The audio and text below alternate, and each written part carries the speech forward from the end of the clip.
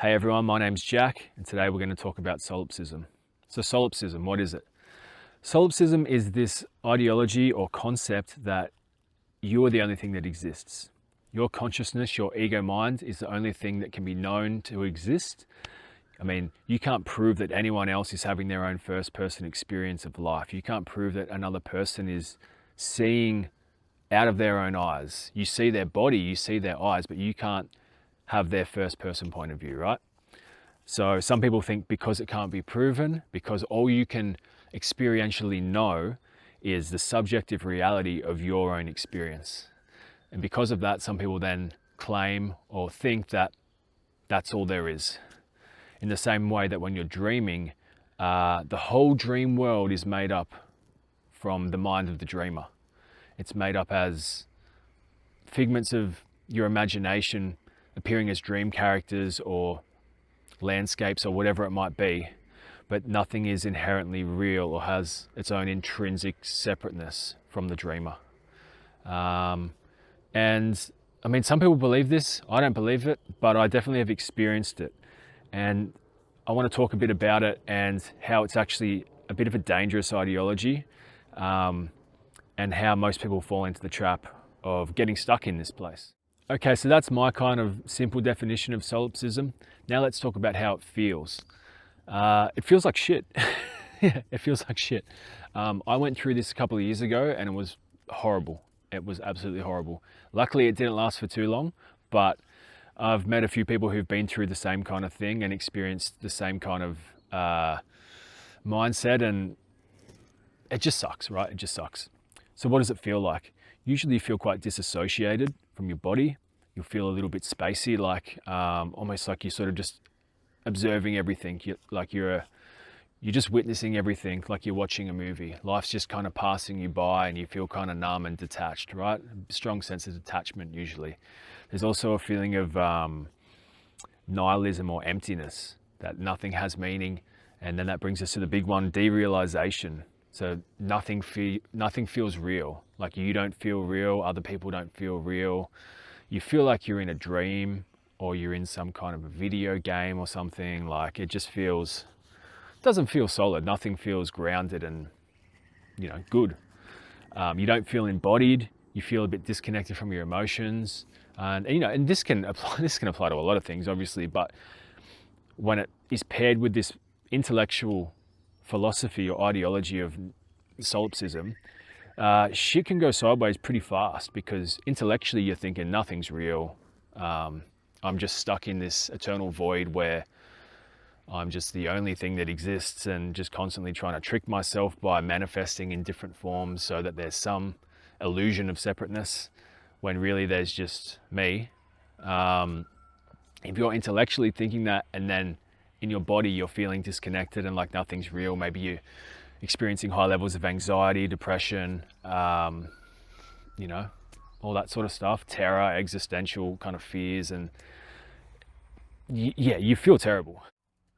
So how do people get stuck in this kind of place, or how do people find themselves in this kind of situation? Well, I'm sure there's some people out there that, academically through their study have decided, this is a reasonable way to approach life, and this is what I think reality is. There's probably people out there like that. I've never met any. Everyone I've met who's dealt with this stuff usually gets there through a couple of different ways. Usually most people I've spoken to who've experienced this have some kind of underlying anxiety disorder or chronic depression or sleep deprivation that's been going on for a long time, like insomnia. They might have some, pretty severe trauma from childhood, or maybe a single specific event that's happened that's really just kind of, blown them out of the water sort of thing. Like maybe someone really close to them has died, or just something that they didn't have capacity to then handle has happened, and it's caused almost like not a psychotic break, but just a bit of a shift in the way that they view things, because everything they thought they knew up until this point has just crumbled and turned to ash in front of their eyes, and they've watched the bedrock of their life just erode underneath them, and then they're left in this kind of weightless, groundless sort of space, which can be pretty terrifying. So that's usually the general sort of theme that most people kind of end up getting into this headspace through. The other big one is definitely people that smoke a lot of pot or take psychedelics or any kind of drugs, really.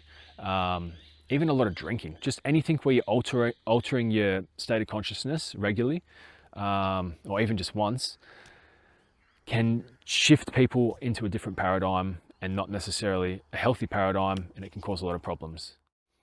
The other huge thing that goes along with this, and I've seen it in almost everyone I know, including myself, is that during this time period or leading up to this solipsistic kind of worldview episode, whatever you want to call it, I know for me, I was reading a lot of New Age books, a lot of books on philosophy and spirituality and non-duality as well. I think that stuff has its place, but if you're reading all these different books all the time, coming at life and reality from all these different angles, you end up just creating this big Frankenstein monster of contradicting ideas and philosophies in your head. And then when shit hits the fan, you're like, oh, I don't know what's going on. I need something to grab onto that's real. And, you know, you get some idea in your head of like, oh yeah, everything is one. Or we're all one. We're all God experiencing the world as itself, or, you know, these kind of hippie mottos or slogans that you'd expect to see on a bumper sticker on someone's car, or, you know, maybe, you know, you're in some, I don't know, maybe you took mushrooms or something and you just remembered like some scene from a movie where, you know, some hippie guy's talking about everything being one, man, and like, you know, you haven't really dug down into the foundation and the root of those kind of philosophies. You sort of just on that surface level thinking like, oh yeah, we're all one, yeah, cool, you know, we're all the ocean and we're all the wave, and, you know, all that sort of stuff. And don't get me wrong, like non-duality is cool. Like I love reading about it. I love learning about it. But I think if you're in this kind of headspace, you need to stop reading that stuff for a while and just get back to reality. Stop reading books on non-duality, philosophy, spirituality, and just get grounded, right? So now we're going to talk about some ways to do that. First things first, we already talked about not reading the New Age books, but even more important than that is if you're altering your consciousness in any way, whether it's through drinking or drugs or holotropic breath work or whatever it might be, you got to cut it out. Especially if you're taking drugs, stop taking drugs. It doesn't have to be forever, but just, you got to have a break. You got to let your system come down so that you can just handle life and just see things clearly, right? Especially if you're taking psychedelics or smoking pot, you gotta cut it away. It's gotta go. All right, so that's number one. Number two, make sure you're sleeping enough, like getting good sleep each night. I know it's hard, but try and get a regular sleeping pattern. Even if you're waking up at midday, just get sleep, right? Simple. Number two or three, I don't know what we're up to. Eat hearty meals, eat 3 meals a day, right? Doesn't have to be anything amazing, but just, you need to eat, right? You need nutrition, you need sleep, you need to stop taking drugs. They're the big ones, right? And then obviously drink water, you know, it's important too. Another big thing is make sure you're getting some kind of social engagement, that you're being around other human beings in the real world, not online, okay? Like, you know, technology is great, but it doesn't substitute real life interaction with other humans. So if you're a little bit, you know, socially anxious or you don't have many friends, there's plenty of things you can do, you know, to get engaged with people. Even just getting out of the house and going for a walk, just being around people, even if you don't talk to them, it'll help to ground you and make you feel like you're a part of this world instead of floating off into some kind of void, yeah? So, like, that's important.